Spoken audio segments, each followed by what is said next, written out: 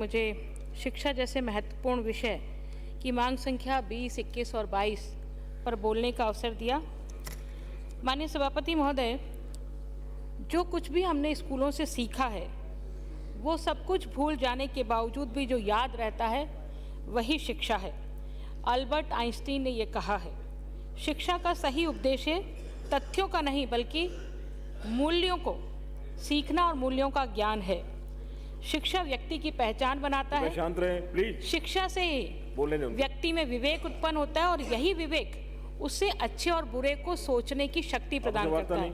इसलिए शिक्षा कितनी आवश्यक है ये हम सब लोग बहुत भली भांति जानते हैं। और चूंकि आज शिक्षा के तीनों ही स्तरों पर चर्चा हो रही है, इसलिए ये शिक्षा के तीनों स्तरों पर सबसे महत्वपूर्ण है माननीय सभापति महोदय, प्राइमरी एजुकेशन।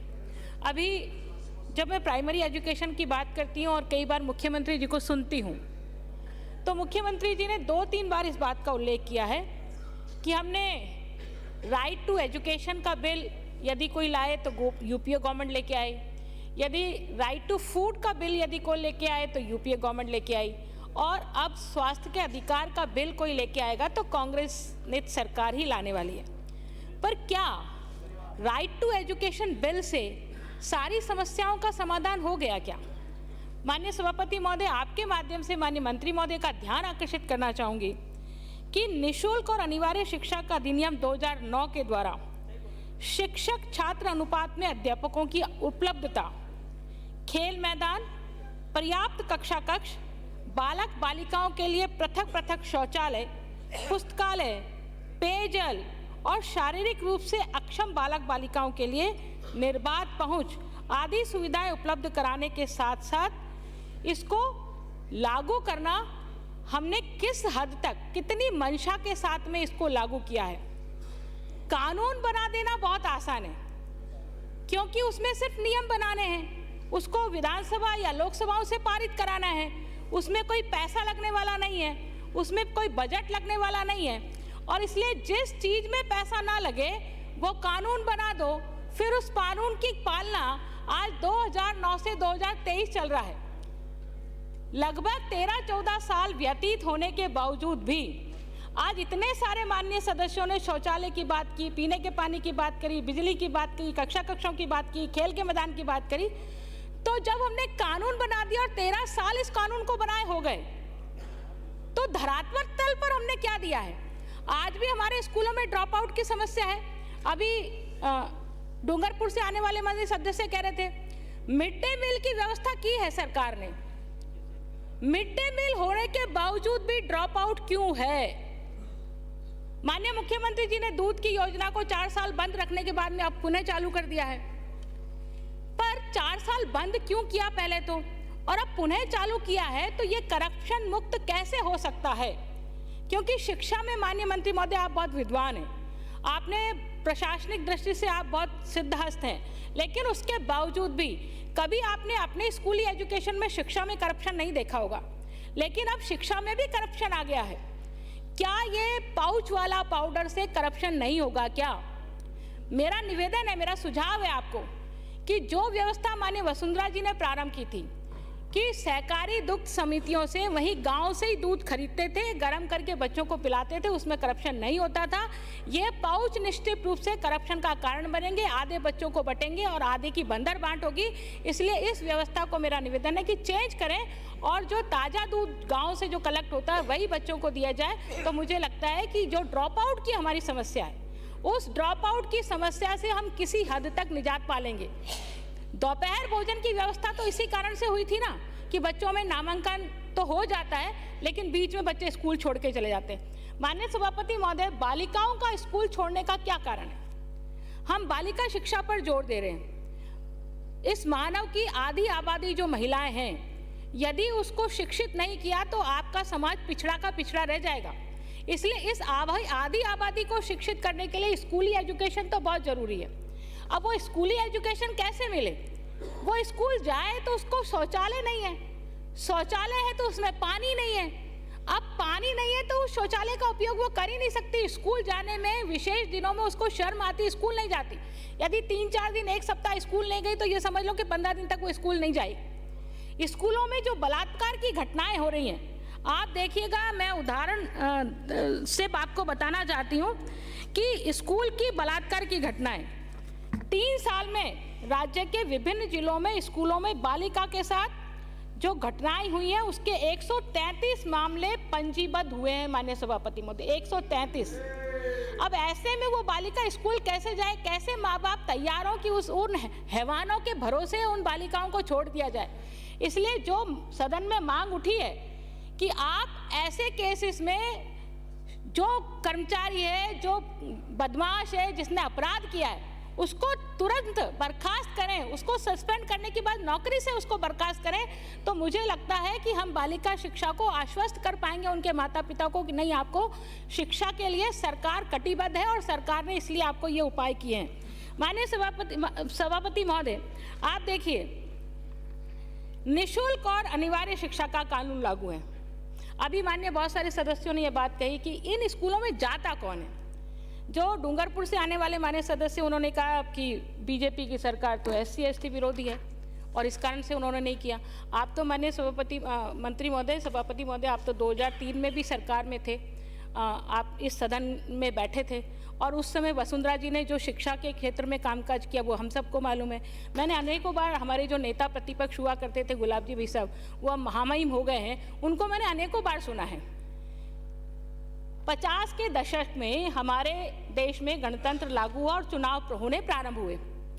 90 के दशक तक हमारे राजस्थान में प्राइमरी एजुकेशन के लिए प्राथमिक शिक्षा के केंद्र नहीं थे पंचायतों पर, ग्राम पंचायतों पर, और वो ग्राम पंचायतों पर पहली बार कोई प्राथमिक शिक्षा का स्कूल किसी सरकार में प्रारंभ हुआ तो वो मुख्यमंत्री भैरव सिंह शेखावत जी की सरकार में प्रारंभ हुआ। क्या ये 4 दशक, जिसको 40 साल हम कह सकते हैं, 40 सालों में कांग्रेस ने इस बात को नहीं आंका क्या कि शिक्षा की साक्षरता को बढ़ाने के लिए, शिक्षा को बढ़ाने के लिए हमें स्कूल ग्राम पंचायत स्तर पर प्राथमिक स्कूल खोलने चाहिए।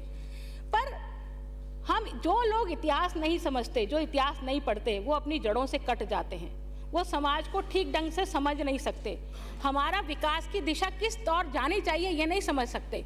इसलिए आज जब ग्लोबलाइजेशन का युग है तभी हम स्कूली एजुकेशन पर बात कर रहे हैं कि हमारी स्कूली एजुकेशन ठीक नहीं है, हमारे स्कूल एजुकेशन में शिक्षक नहीं है, और शिक्षक नहीं है तो ऐसी स्कूली एजुकेशन किस काम की जहां हम शिक्षक नहीं दे रहे, स्टाफिंग पैटर्न से हम शिक्षकों को नहीं लगा रहे हैं। आप यूनिफॉर्म की बात करिए, टीचर, मैं इन कॉमन विषयों को पर बात नहीं करूंगी माननीय सभापति महोदय, मैं टीचर ट्रेनिंग के बारे में निवेदन करना चाहूँगी। माननीय सभापति महोदय, हमारे यहाँ शिक्षा से जुड़े हुए लोग एक मशीन के साथ काम नहीं करते हैं, वो एक इंसान से डीलिंग करते हैं, ह्यूमन बीइंग से डीलिंग करते हैं वो। इसलिए बीएड करने के तुरंत बाद अच्छे मार्क्स लेकर के कोई आ जाए और शिक्षक बन जाए, ये गारंटी नहीं होती कि अच्छा शिक्षक बन जाए। अच्छा शिक्षक रिटर्न एग्जाम से नहीं बन सकता। अच्छा शिक्षक बन सकता है कि उनका कन्वर्सेशन कैसा है, उसकी बातें बच्चों को कितनी गले उतर रही है, इससे वो अच्छा शिक्षक बन सकता है। तो क्या हम स्कूली ट्रेनिंग, जिन बच्चों को, जिन शिक्षकों को, जिन कर्मचारियों को हमने स्कूल में लगाया है, क्या हमने उसके विशेष प्रोग्राम बनाए हैं क्या ट्रेनिंग के? क्या उन कन्वर्सेशन को हम तय कर पाए हैं कि बच्चों के साथ उनका कन्वर्सेशन कैसा होना चाहिए? हम सब सिर्फ मूलभूत सुविधाओं की ही बात कर रहे हैं कि मूलभूत सुविधाएं होनी चाहिए। और जो माननीय शाहपुरा से आने वाले माननीय सदस्य ने कहा, मुझे उनका सुझाव अच्छा लगा है, इसलिए उसको स्वीकार करते हुए माननीय मंत्री महोदय आपको निवेदन करना चाहूँगी, खेल मंत्री महोदय ने जो स्कीम लेकर के आए मैचिंग ग्रांट की, कि यदि विधायक अपना कोष दे और सरकार उतना मैचिंग ग्रांट बना करके जिला स्तर पर स्टेडियम निर्माण करे, तो यदि ये मैचिंग ग्रांट आप शिक्षा विभाग में आपके मंत्रालय में लेके आ जाएंगे तो मुझे लगता है कि 100% या 200 MLA बैठे हैं, कोई भी इस योजना को छोड़ेगा नहीं, क्योंकि सब लोग अपने विधायक कोष से स्कूल की बिल्डिंग बनाते हैं, खेल मैदान की बाउंड्री वॉल बनाते हैं। माननीय सभापति महोदय, मेरे यहाँ पर एक स्कूल है नगरा भजनगंज, उस नगरा भजनगंज जब वो प्राथमिक था माननीय सभापति महोदय, प्राथमिक से वो अपर प्राइमरी हो गया, अपर प्राइमरी से माध्यमिक हो गया, माध्यमिक से वो उच्च माध्यमिक हो गया, और वो आज भी किराए के भवन में 4 कमरों में चल रहा है उच्च माध्यमिक विद्यालय, किराए के भवन में। उसके लिए भवन की कोई व्यवस्था नहीं है। आर्ट्स के नाम से 2 सब्जेक्ट्स वहाँ चल रहे हैं और तीसरा कोई सब्जेक्ट है ही नहीं। तो ऐसी स्थिति में बालिका शिक्षा की बात हम कैसे करें?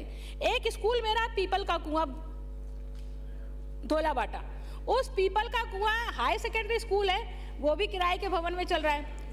इस बारिश में इतना जर्जर हो गया कि शिक्षा विभाग को दूसरी जगह शिफ्ट करना पड़ा, तो अभिभावक आ गए कि भाई आप इसको शिफ्ट नहीं कर सकते क्योंकि हमारे बच्चे इतनी दूर नहीं जाएंगे। और समाज के सहयोग से, दान दाताओं से मैंने स्वयं उस भवन की रिपेयर कराई 11 लाख रुपया लगा करके। मैंने सभापति महोदय, इसलिए मंत्री महोदय का आग्रह करना चाहूंगी कि चिन्हित करें, एक पॉलिसी बनाए मंत्री महोदय कि जो भी राजस्थान में उच्च माध्यमिक विद्यालय कम से कम जो किराए के भवनों में चल रहे हैं, उन उच्च माध्यमिक विद्यालयों को हम भूखंड आवंटन करेंगे और विधायक, वहां का स्थानीय विधायक उसका भवन निर्माण का काम करेगा। तो मुझे लगता है कि विधायक भी सहयोग करेंगे और सरकार भी सहयोग करे तो हम इनकी भौतिक सुविधाओं का अच्छे से ध्यान रख पाएंगे। इसके अतिरिक्त माननीय सभापति महोदय, मैं विषय विशेषज्ञों की बात करती हूँ। हमने यदि विज्ञान विषय किसी विद्यालय में खोला है तो उसमें लैब ही नहीं है, अब बिना लैब को वो विज्ञान विषय चलेगा कैसे? यदि कृषि विषय हमने किसी में खोला है तो कृषि विषय के लिए हमको कोई पढ़ाने के लिए कोई साधन ही नहीं है, कहीं खेत ही नहीं है, कहीं जगह ही नहीं है। ऐसी स्थिति में हम कृषि विषय कैसे पढ़ाएंगे? तो जितने भवन विहीन विद्यालय हैं उनको भवन देना हमारी पहली जिम्मेदारी होनी चाहिए, पहली प्राथमिकता होनी चाहिए। इसलिए सभापति महोदय, आपके माध्यम से माननीय मंत्री महोदय को निवेदन करना चाहूँगी। इसके अतिरिक्त माननीय सभापति महोदय, जो संस्था प्रधान हैं और जो भामाशाहों से सहयोग लेकर के अपने विद्यालयों की कायाकल्प करते हैं, कोई अपने यहाँ सीसीटीवी कैमरास लगाता है, कोई अपने कंप्यूटर लैब बना देता है, कोई और सुविधाएं कर लेता है, ऐसे शिक्षकों को मोटिवेट करने की ज़रूरत है, ऐसे शिक्षकों को प्रोत्साहन देने की ज़रूरत है। क्योंकि मैंने देखा है पुरस्कार लेने वालों की भी लॉबी होती है, जो सिफारिश से आते हैं पुरस्कार लेकर के चले जाते हैं, लेकिन जो एक्चुअल में काम करने वाले लोग होते हैं वो बिना पुरस्कार के ही वहाँ बैठे रहते हैं और उनको कोई पूछने वाला नहीं होता। तो मेरा निवेदन है, उनको मोटिवेट करने के लिए ऐसे शिक्षकों को मोटिवेट करो और उनको भी पुरस्कार देने का काम करो। तो निश्चित रूप से हम जो है ऐसे जो हमारे कार्मिक हैं, जो अध्यापक हैं, उनकी संख्या में बढ़ोतरी कर पाएंगे। एक जो टेक्निकल प्रॉब्लम होती है माननीय सभापति महोदय, सर्व शिक्षा अभियान, सर्व शिक्षा अभियान पे माननीय मंत्री महोदय, जो भी भवन बनते हैं वो सारे के सारे भवन प्लिंथ लेवल पर बनते हैं। यदि स्कूल का भवन खड्डे में है तो वो खड्डे में ही उसका प्लिंथ नहीं बढ़ाते हैं और खड्डे में ही उसके क्लासरूम को बना देते हैं। बारिश में वो कमरे भर जाते हैं, बरामदा पानी से भर जाता है। ये सर्व शिक्षा अभियान के नॉर्म्स की बहुत बड़ी समस्या है। इसलिए मैं इस मामले में सुझाव देना चाहूँगी कि यदि कहीं आप सर्व शिक्षा अभियान से कोई भवन स्वीकृत करते हैं तो यदि वो खड्डे में नीचे है तो उसके समाधान के लिए आप वहाँ के विधायक को रिक्वेस्ट कर ले, वो अपना फंड नीचे दे देगा तो उसके ऊपर आप बिल्डिंग बना दें, ताकि बिल्डिंग तो कम से कम नीचे अगर से भर्ती हो जाएगी तो वो प्लिंथ लेवल में आने में उसको 20-25 साल लगेंगे। और अभी हम प्लिंथ लेवल पर उन भवनों को बना रहे हैं तो वहाँ तो बारिश के समय में पानी भर जाता है, पूरा हमारा बच्चों का स्टेशनरी खराब हो जाता है, किताबें खराब हो जाती है, पानी भरने की समस्या से बच्चों को स्कूल बंद करना पड़ता है। तो मेरा निवेदन है कि सर्व शिक्षा अभियान में जितनी बिल्डिंग्स आप बनाएं उसको इस दृष्टि से आपको ध्यान रखना चाहिए। इसके अतिरिक्त माननीय सभापति महोदय, मैं मेरे विधानसभा क्षेत्र की कुछ डिमांड कर देती हूँ, फिर हायर एजुकेशन के विषय में बात करूंगी। माननीय सभापति महोदय, राजा कोठी उच्च माध्यमिक विद्यालय गुलाबबाड़ी, ये गुलाबबाड़ी माननीय सभापति महोदय, इस राजा कोठी विद्यालय में बॉयज स्कूल चलता था और गर्ल्स स्कूल दूसरे विद्यालय में चल रहा था। जब वसुंधरा जी की सरकार थी मैंने दोनों भवनों को एक्सचेंज कर लिया, क्योंकि बॉयज़ जो हैं वो प्राइवेट स्कूल में ही जाते हैं। हमारे शहर में तो यही परंपरा है, माँ बाप सोचते हैं कि लड़का तो मेरा निजी विद्यालय में पढ़े क्योंकि वहाँ अच्छी पढ़ाई होती है, और लड़की उनको लगता है बोझ है इसलिए इसको सरकारी में डाल दो। तो ऐसा होता था कि सरकारी स्कूल तो कम छोटी बिल्डिंग में चलता था लड़कियों का, और लड़कों का स्कूल बड़ी बिल्डिंग में चलता था। लड़कों के लिए जो स्कूल था वो पूरी की तरह से खाली रहता था, लड़कियों के लिए जो छोटा भवन वाला स्कूल था वो बिल्कुल खचाखच भरा रहता था, उसमें जगह ही नहीं होती थी कि बच्चों को बैठा सके। मैंने दोनों बिल्डिंग्स को एक्सचेंज करा दिया, लड़कों की मैं लड़कियों को कर दिया, लड़कियों की मैं लड़कों को कर दिया, और डायरेक्टर साहब से निवेदन करा, उन्होंने इसको अनुमति दे दी। उसके बाद माननीय सभापति महोदय, इस विद्यालय में लड़कियों का नामांकन 2000 हो गया इस विद्यालय में। इसकी बाउंड्री वॉल भी हमने बनवाई, इसमें खेल मैदान भी बनवाया, लेकिन इसमें जो साइंस विषय है वो साइंस विषय स्ववित्त पोषण योजना के तहत चल रहा है। तो मेरा निवेदन है माननीय सभापति महोदय कि इस साइंस विषय को स्वयं वित्त पोषण के से निकाल के नियमित राज्य सरकार के वित्त पोषण से किया जाए ताकि बालिकाओं को इसका लाभ मिल सके।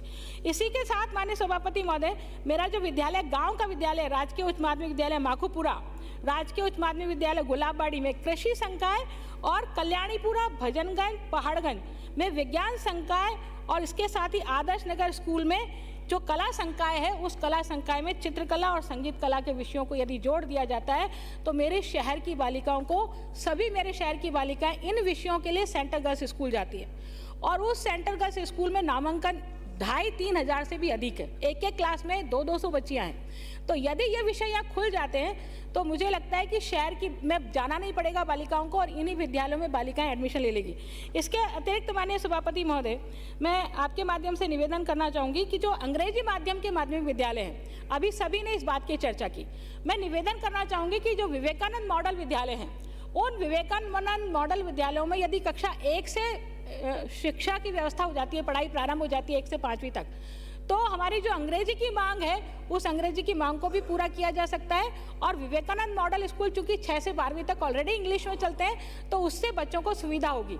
हमारे यहाँ तो कोई अंग्रेजी माध्यमिक विद्यालय परिवर्तित किया नहीं है आपने, एक भी। मेरी पूरी विधानसभा में लगभग 20 से 25 हाई सेकेंडरी स्कूल है, लेकिन एक को भी अंग्रेजी माध्यम में आपने परिवर्तित नहीं किया है। तो इसलिए ये आपको जानकारी रहे। कुछ लोग कह रहे थे हमने 100 मटो कर दिया, अंग्रेजी माध्यम कर दिया, ये कर दिया, वो कर दिया, पर मेरी विधानसभा में एक भी विद्यालय नहीं है, और हो तो आप बता दीजिए, मैं आपको जवाब देने के लिए तैयार हूँ। इसके अतिरिक्त माननीय सभापति महोदय, FSG स्कीम के तहत विद्यालयों को जो ग्रांट मिलती है, उस ग्रांट में आपने सत्र के एंड में वो ग्रांट देना, 4 सालों का यदि हम एवरेज देखें तो ये ग्रांट सत्र के एंड में मिली है। इसलिए ये ग्रांट को हम यदि सत्र के प्रारंभ में दे दें तो जो प्रधानाध्यापक हैं वो प्रधानाध्यापक इधर से मांग उधर से मांग, विकास कोष से निकाल पैसा, इससे बच पाएंगे।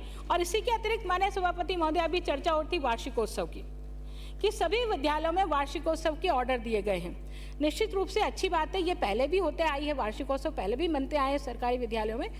आप सरकारी विद्यालयों में वार्षिकोत्सव के लिए 5,000 रुपये की राशि आप स्वीकृत करते हैं, जो मुझे लगता है ये ऊंट के मुंह में जीरे के बराबर है। 5,000 में माननीय सभापति महोदय पुरस्कार भी नहीं आते हैं।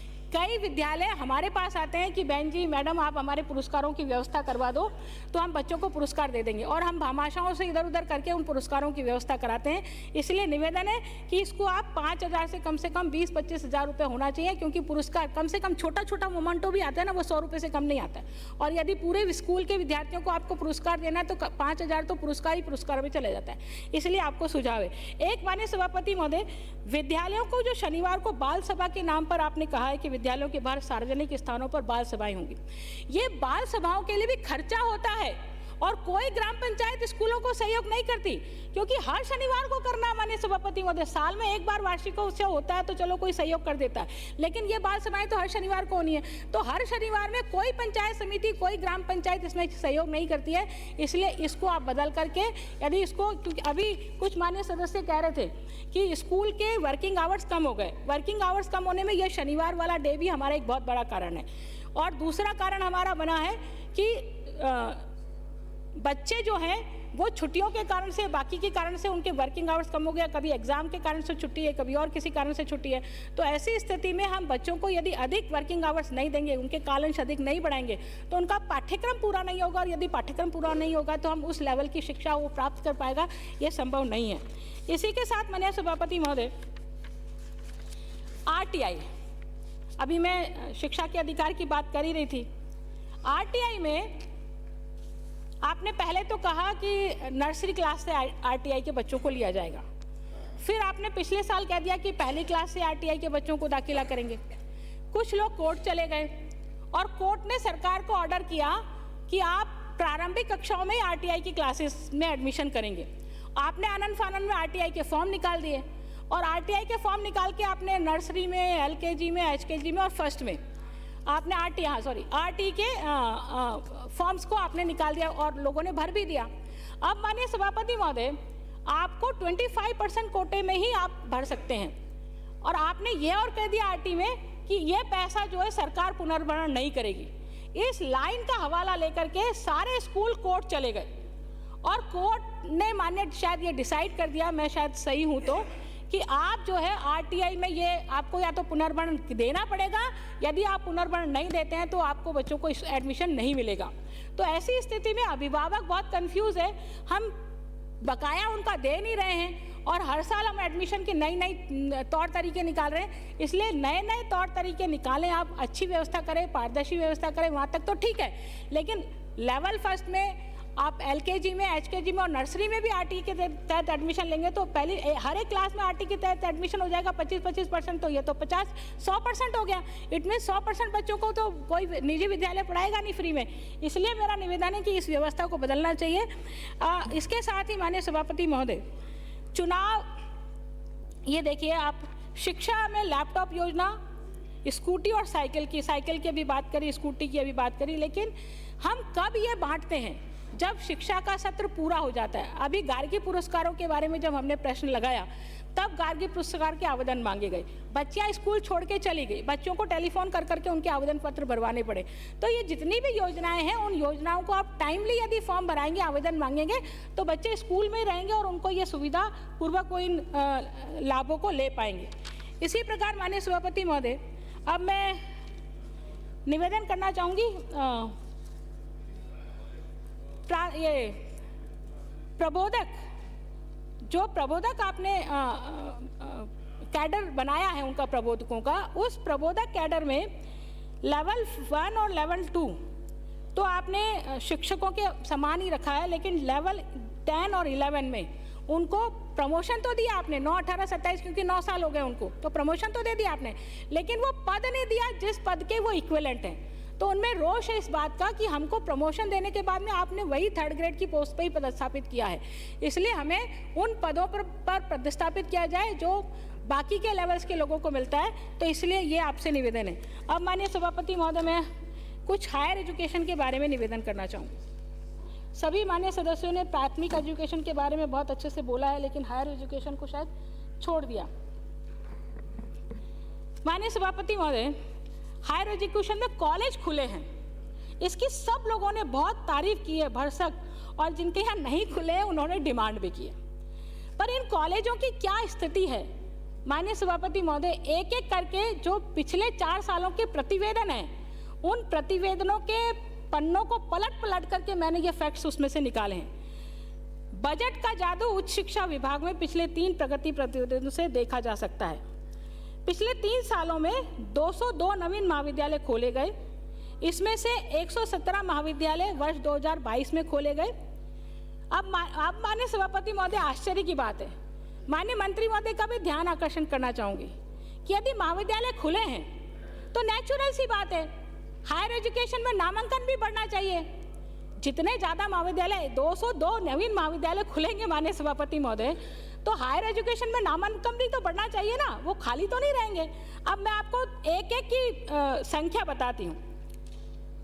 सामान्य और आर्थिक कमजोर वर्ग के छात्र 48,915 के स्थान पर 44,345 छात्राएं, मतलब पहले थे 48,915, वो घट करके नामांकन हो गया 44,345। छात्राएं 59,948 की तुलना में 58,745, यानी कि 59 से 58 पर आ गए, 1,000 कम का नामांकन हो गया। अनुसूचित जाति के छात्र 57,230 की तुलना में 54,075, यानी कि 57 से घटकर 54 हो गया, तो 3,000 तो वहाँ पे भी माइनस हुआ है। अनुसूचित जनजाति के छात्र 33,248 के स्थान पर 30,873, अन्य व विशेष पिछड़ा वर्ग के साथ 1,03,997 के स्थान पर 1,01,297। राजकीय महाविद्यालयों में कुल नामांकन में भी 0.2% की कमी दर्ज की गई है। तो ये कैसे हो गया? ये तो मैंने प्रकृति प्रतिवेदनों से ही निकाला है नामांकन का डाटा, तो किसी और चीज़ से मुझे मिला नहीं है। यदि कॉलेजों की संख्या बढ़ी है तो नामांकन भी तो बढ़ना चाहिए, ये घटा क्यों है? तो ये घटा क्यों है ये आप कुछ समझ सकते हैं। ऐसा पिछले 20 सालों में पहली बार हुआ है माननीय सभापति महोदय।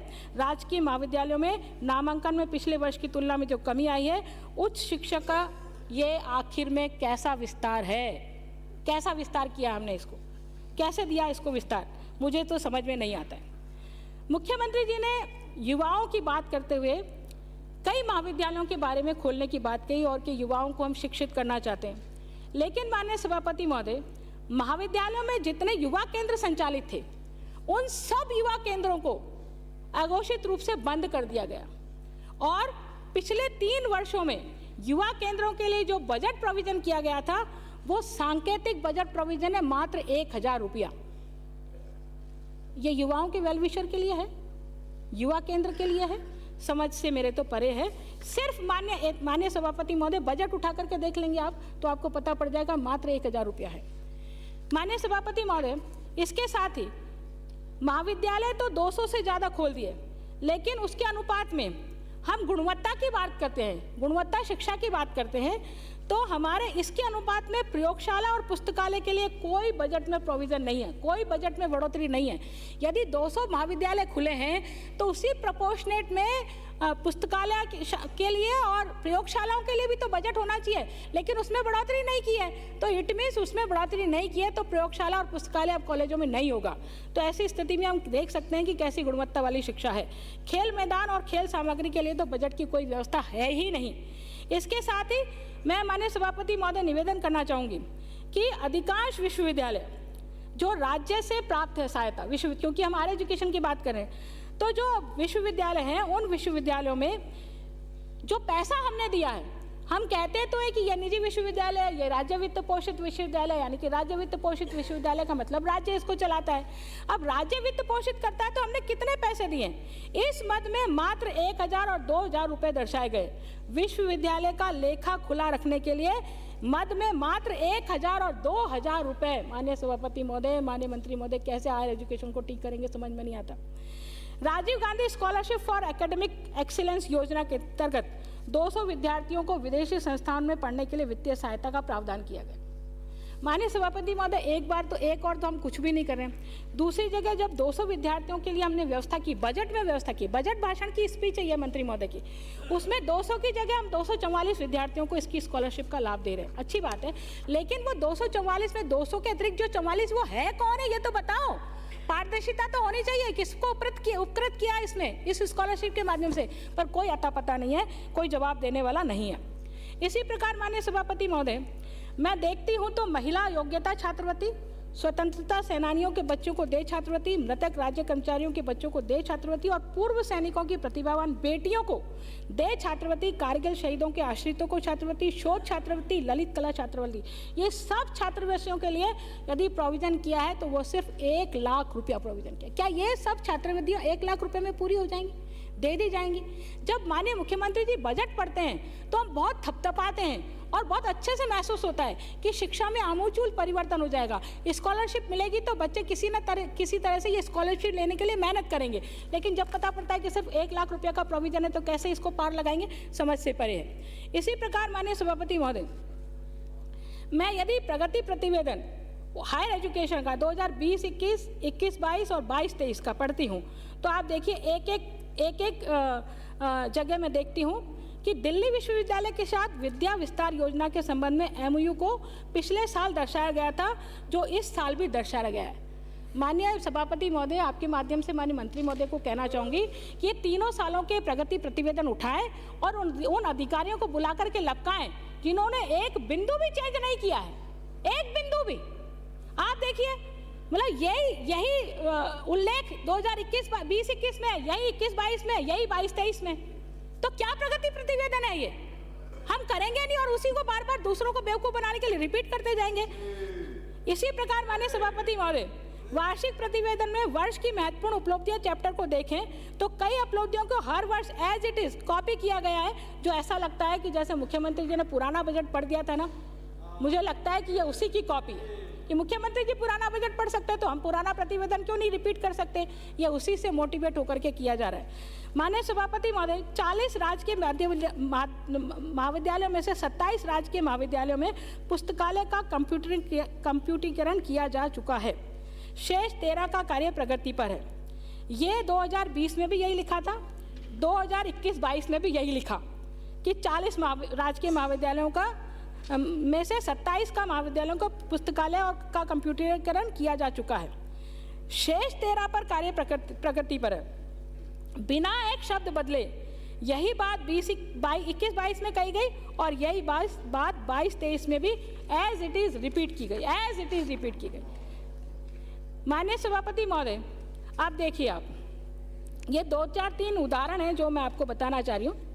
वर्ष 2020-21 की रिपोर्ट में लिखा है, मुख्यमंत्री जी की बजट घोषणा 20-21 की अनुपालना में समस्त राजकीय महाविद्यालयों में वाईफाई की सुविधा उपलब्ध कराने के क्रम में अब तक लगभग 49 राजकीय महाविद्यालयों में सुविधा उपलब्ध कराई जा चुकी है। 20-21 में ये लिखा है मंत्री महोदय। और फिर आगे आप देखिए, बिना एक भी शब्द बदले यही वाक्य 21-22 में भी लिखा है, यही लिखा 49 राजकीय महाविद्यालय, यही वाक्य लिखा है। फिर आगे पढ़िए, 22-23 की रिपोर्ट में इनकी संख्या 49 से बढ़कर के 11 हो गई, यानी कि 2 साल तो एक ही 49 ही रिपीट हुआ। फिर ये 2022-23 में 11 इन्होंने और बढ़ा दी, 11 बढ़ाकर यदि 49 में 11 का जोड़ दिया जाए तो 60 होगी। तो ऐसे 270, 400, 300 विद्यालयों में आप सिर्फ 60 महाविद्यालयों में यदि ये वाईफाई करेंगे तो ये कितना डीपली स्टडी करना पड़ता है। इसको एक बार 3-4 साल के बजट और वो निकाल लीजिए आप, प्रगति प्रतिवेदन, और एक को पढ़ते जाइए, बैठा दीजिए और बताइए, ये अधिकारियों से पूछिए भी ये क्या कर रहे हो, तो मजाक बना रखा है क्या इस प्रदेश को, या कोई जानता नहीं है, कोई पढ़ेगा नहीं। समाप्त करें। माननीय सभापति महोदय, समाप्त करें तो मेरा तो विषय ही पूरा नहीं हुआ, आपके लिए समाप्त करें। माननीय सभापति महोदय, मैं एक विशेष निवेदन करना चाहती हूँ। मैंने एक पन्ना तो नीचे रख दिया बिना बोले। स्थायी नियुक्ति के स्थान पर संविदा पर नियुक्ति करने का प्रावधान आपने किया है और जो नए कॉलेज खोले उसको सोसाइटी द्वारा संचालित किए जाने की आपने बात कही है। माननीय सभापति महोदय, मैं अपने व्यक्तिगत एक्सपीरियंस से बता रही हूँ कि जो इसके पहले जो इंजीनियरिंग कॉलेज राजस्थान में खुले थे वो भी सोसाइटी के अधीन खुले थे और वो सोसाइटी के अधीन खुलने पर उनका प्रतिफल ये रहा आज कि वो कॉलेज बंद होने की कगार पर है। कोई उसमें एडमिशन लेने को तैयार नहीं है क्योंकि फुल फीस भरनी पड़ेगी। तो ऐसी स्थिति में जो सोसाइटी के तहत महाविद्यालय खुल रहे हैं उनके लिए मैं निवेदन करना चाहूँगी कि इससे शिक्षा की गुणवत्ता का ह्रास होगा। जो आपने नॉर्म्स लगाए हैं कि यूजीसी के नॉर्म्स के अकॉर्डिंग आप जो है शिक्षकों को इसमें संविदा पर लेंगे, लेकिन आपने ये बात नहीं कही कि यूजीसी के नॉर्म्स के अकॉर्डिंग ही आप उनको वेतन भत्ते देंगे। आप योग्यता की तो तुलना यूजीसी के नियमों से कर रहे हो, लेकिन जो मानदेय आप दे रहे हो, जो पैसा आप उसको दे रहे हो, वो यूजीसी के नियमों से गवर्न क्यों नहीं कर रहे हो भाई? उसको भी यूजीसी के नियमों से दो ना, ताकि वो भी पूरे समर्पण भाव से विद्यार्थियों के लिए शिक्षा दे। परंतु आप ऐसा नहीं करने वाले हैं, सिर्फ आप बढ़ाई के लिए, ताकि हमारा विधायक जो है हमारे लिए थपथपाए कि हमने जो है खूब सारे महाविद्यालय खोल दिए। माननीय सभापति महोदय, मैं आपसे निवेदन करना चाहूँगी, हमारे आप चूँकि मेरे को रोक देंगे इसलिए विद्यालयों की स्थिति के बारे में विश्वविद्यालयों की स्थिति के बारे में निवेदन करना चाहूँगी। विश्वविद्यालयों तो मात्र परीक्षा आयोजित करने या डिग्री बांटने की संस्थाएं मात्र रह गई हैं। उच्च शिक्षा विभाग के प्रकृति प्रतिवेदन में यदि मैं बात करूँ तो शोध गुणवत्ता, शिक्षा और राष्ट्रीय स्तर के संस्थान बनाने जैसी कोई बात इन विश्वविद्यालयों में दिखाई नहीं दे रही है। इसके अतिरिक्त माननीय सभापति महोदय, आप देखिए, आपने ये बात कही थी कि हम जो है उच्च शिक्षा विभाग प्रतिवेदन में आप ये कहते हैं कि हम भावी योजना लेके आएंगे। हम राजस्थान विश्वविद्यालय में इंदिरा गांधी जैसी छोटी सी योजना, इंदिरा गांधी रसोई योजना को चलाएंगे, लेकिन आपने राजस्थान विश्वविद्यालय में ये इंदिरा गांधी रसोई योजना नहीं चलाई। भावी योजनाओं में आपका ये योजना भी थी, लेकिन आपने प्रारंभ नहीं करी। जयनारायण विश्वविद्यालय में भी यही हाल है। मोहनलाल सुखाड़िया विश्वविद्यालय की बात करूँ तो उसका भी यही हाल है। और सबसे बड़ी बात माननीय सभापति महोदय, जिस शहर से मैं आती हूँ, महर्षि दयानंद सरस्वती विश्वविद्यालय से संबद्ध जो कॉलेज हैं, आप देखिए, सामान्य शिक्षा के महाविद्यालयों की संख्या 315 लिखी हुई है प्रगति प्रतिवेदन में, लेकिन यदि इसका पृष्ठ संख्या 65 में उठाती हूँ तो 275 इससे संबद्ध महाविद्यालयों की संख्या लिखी हुई है। तो मुझे यकीन नहीं होता कि किस बात को हम कह रहे हैं। हाँ, मैं बस लास्ट राज्य के विश्वविद्यालयों की बात करते हुए मैं निवेदन करूंगी, बस लास्ट माननीय सभापति, लास्ट 2 पेपर और है वो लास्ट।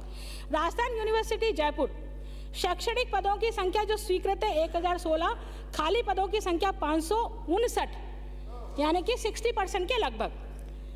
जयनारायण व्यास विश्वविद्यालय जोधपुर में स्वीकृत पदों की संख्या 482, खाली 272।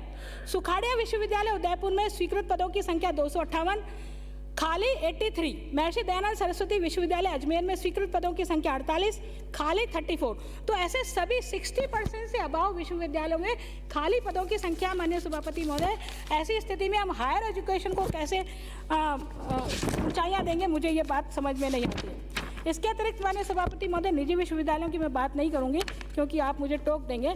मैं अंत में एक बात कहकर अपनी बात को पूरा करती हूँ। माननीय सभापति महोदय, हम सब 200 विधायक अपनी अपनी विधानसभाओं से चुन जाते हैं और हम जब कैबिनेट की बात करते हैं तो सामूहिक दायित्व की बात करते हैं। लेकिन मैं पिछले 4 सालों का बजट और प्रतिवेदन जब मैंने देखे तो मुझे लगा है कि जो मुख्यमंत्री हमारे राजस्थान से आ रहे हैं वो राजस्थान के मुख्यमंत्री नहीं हैं, वो सिर्फ और सिर्फ जोधपुर के मुख्यमंत्री हैं।